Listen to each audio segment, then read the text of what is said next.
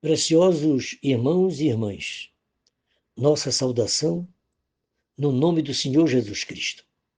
E como parte das comemorações alusiva aos 40 anos da mensagem precursora da segunda vinda de Cristo em Itaituba, e observando os acontecimentos mundiais, desde as Américas ao Oriente Médio, Ásia, Europa,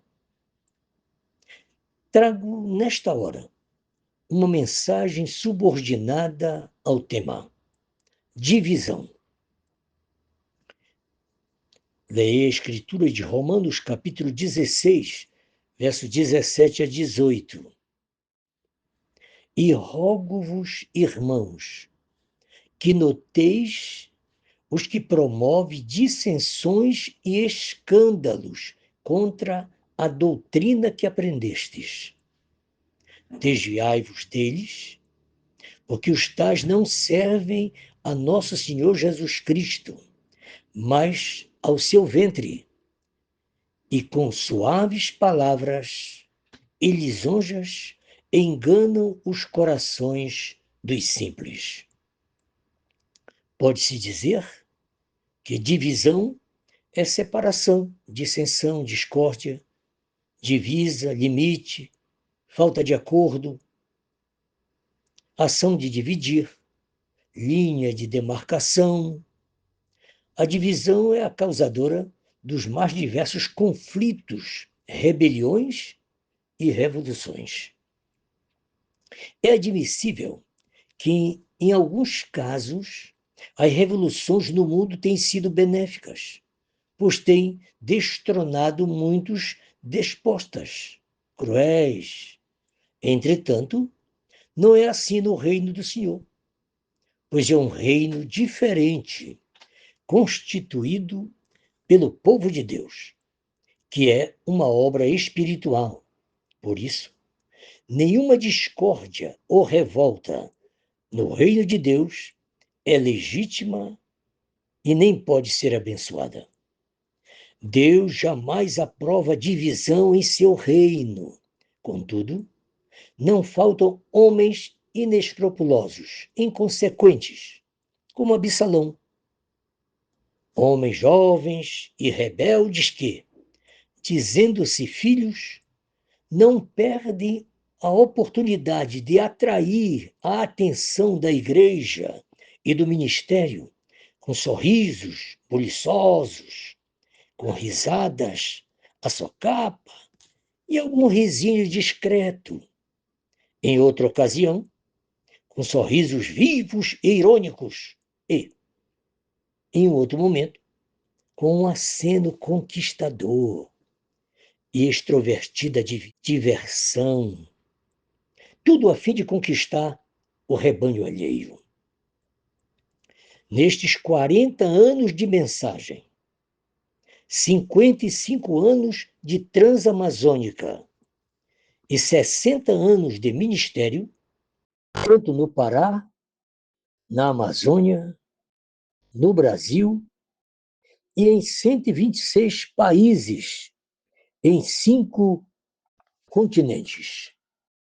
Já convivi com todo tipo de obreiros, inclusive com ministros pungistas. Ora, você sabe, pungista é o indivíduo que furta a tudo e a todos em meio à aglomeração de pessoas. É como um pastor que se infiltra no seio da igreja alheia e se aproveita da inocência do companheirismo e, dessa forma, se locupleta da pobreza dos menos favorecidos. Na esfera espiritual, é um obreiro semelhante aos membros do Hezbollah, sob a influência do Hamas, que são grupos considerados terroristas, os quais se infiltram na sociedade e combatem piedosamente cristãos e judeus, tudo em nome de Alá. Um ministro que ousa promover uma rebelião, por mais lógica as suas razões e grandiosos seus discursos, ou seráficos os seus métodos, ao rebelar-se, já demonstrou que tem uma natureza perigosa, um caráter sem escrúpulo e motivos ocultos no coração. Pessoas que dirigem rebeliões no mundo espiritual são indignos e réus do purgatório. Não há exceção. São pungistas, falando com franqueza. São larápios, verdadeiros batedores de carteira, furtadores de celular. São eles que tomam o dinheiro dos fiéis e sacrificam a sã doutrina da igreja, torcem a mensagem e interpretam mal as escrituras. Inicialmente, essa classe de ministros provoca desagrado e tensão no seio da igreja. Em seguida, se apossará do pastorado ou roubará seguidores. Usará os partidários que conseguir para estabelecer seu próprio domínio. Que lamentável começo! Semelhante àquele construído sobre os alicerces da insurreição da Al-Qaeda, sistema terrorista que combate a influência cristã e democrática no mundo. O rebelde que chega ao poder não terá paciência com seus seguidores. Ele é como o crítico, que não vai efetivamente à batalha, mas chega depois ferindo ou atirando nos feridos. O lamentável é que os obreiros que se consideram competentes para dividir o reino de Deus não se sentem de igual modo capazes de obedecer à ordem imperativa afirmativa de Jesus: ide e pregai o evangelho. Ou seja, ir a qualquer outro lugar, a outra terra, e estabelecer um reino completamente novo. Observe que as ordens dadas pelo Senhor Jesus foram estas. Primeiro, pregar ao mundo. Marcos 16:15. Ide por todo o mundo e pregai o evangelho a toda criatura.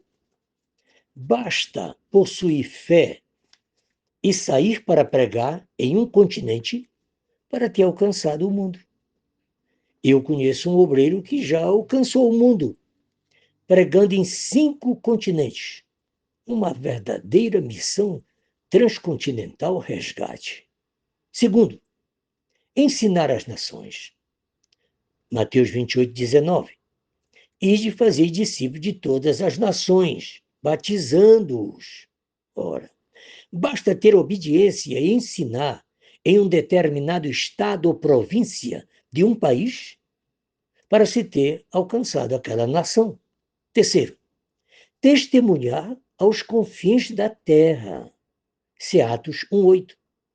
Mas recebereis a virtude do Espírito Santo, que há de vir sobre vós, e ser-me-eis testemunhas, tanto em Jerusalém como em toda a Judéia e Samaria e até os confins da terra. Para cumprir esta terceira ordem não basta obediência, fé e submissão à palavra. É necessário, acima de tudo, receber a unção do Espírito Santo para assim alcançar os confins da terra. Esta é uma missão transcendental. Não é uma missão para quem simplesmente crer no Senhor, e sim para aqueles em quem Deus confia. Há muitas terras que ainda não foram exploradas nem conquistadas.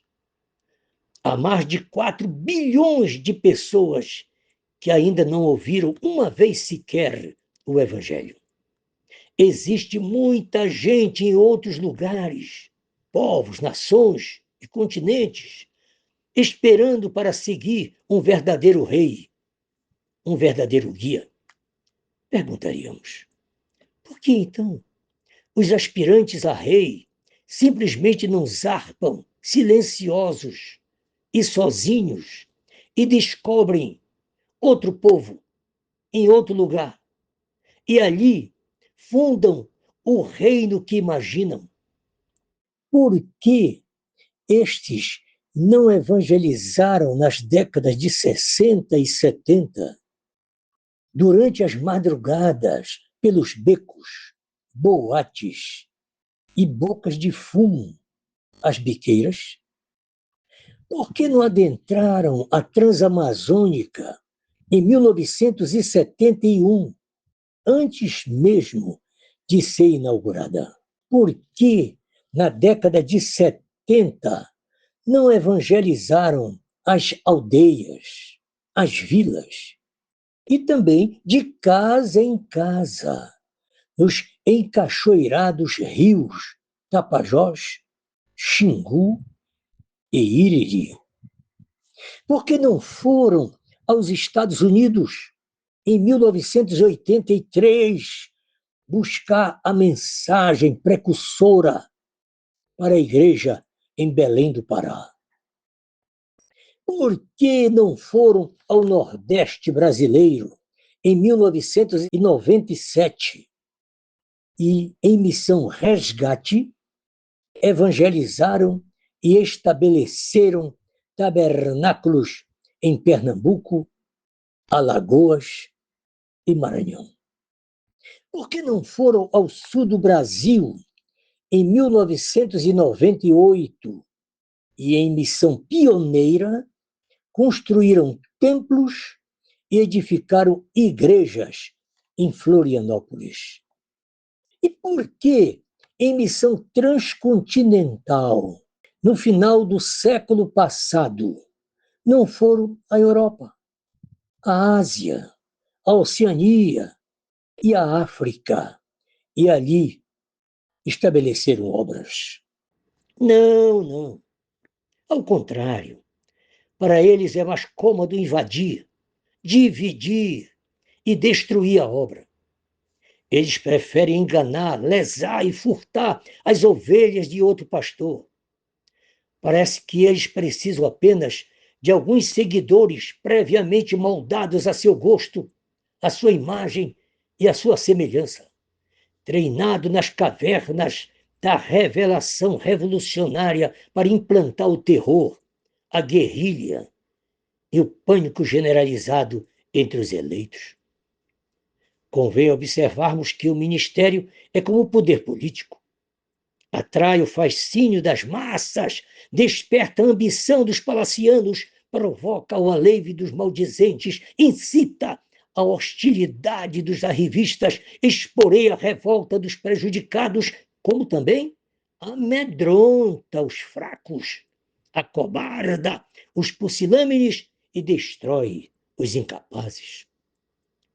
Em se tratando de evangelismo, o pastor Joaquim Gonçalves dizia que começar sozinho, com as mãos vazias, na porta de um mercado popular, em uma feira livre, ou até em uma praça periférica de uma estranha cidade, atemoriza os tímidos e dispersa os seus companheiros.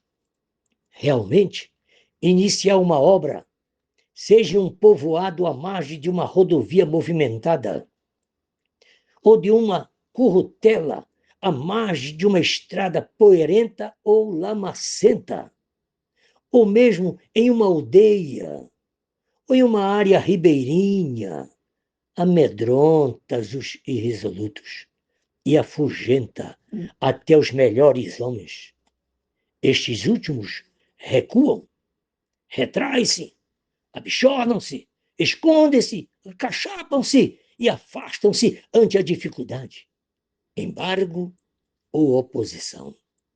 Principalmente quando são sérios os casos e ameaçadoras as consequências. Essa experiência, por conseguinte, indica também a certeza da presença do Senhor na seara, na vida do obreiro. Porque nem sempre dificuldade é sinal de desaprovação de Deus. Cada palavra desse obreiro plenamente analisada fala da sua segurança, isto é, chamado, comissão e vindicação. Dizia o filósofo Platão: não há nada mais vergonhoso do que alguém ser honrado pela fama dos antepassados e não pelo seu próprio merecimento. Isto ocorre porque somente os fortes, audazes, intrépidos e destemidos mostram-se combativos e renhidos nas necessárias lutas. Disse o apóstolo Paulo ao bispo Timóteo, 2 Timóteo 2, 13 e 5. Tu, pois, sofres aflições como bom soldado de Jesus Cristo. E se alguém também milita, não é coroado, senão militar legitimamente.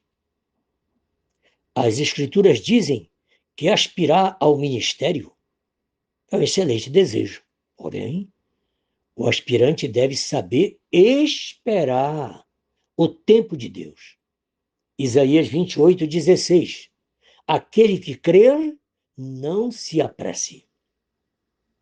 O apóstolo Paulo escreveu também ao bispo Tito, dizendo, Tito, capítulo 1, 10 e 11, porque há muitos desordenados, faladores, vãos e enganadores, aos quais convém tapar a boca, homens que transtornam casas inteiras, ensinando o que não convém por torpe ganância.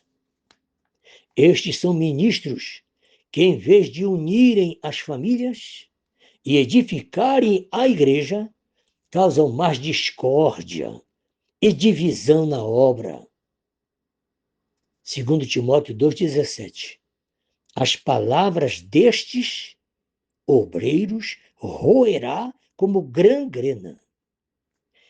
O apóstolo Paulo, zeloso como era, se dirige aos crentes em Coríntios com o coração aflito, dizendo: rogo-vos que digais todos a mesma coisa, e que não haja entre vós dissensões, antes sejais unidos em um mesmo pensamento, em um mesmo parecer, porque a respeito de vós, irmãos meus, me foi comunicado pelos da família de Coré, que há contenda entre vós.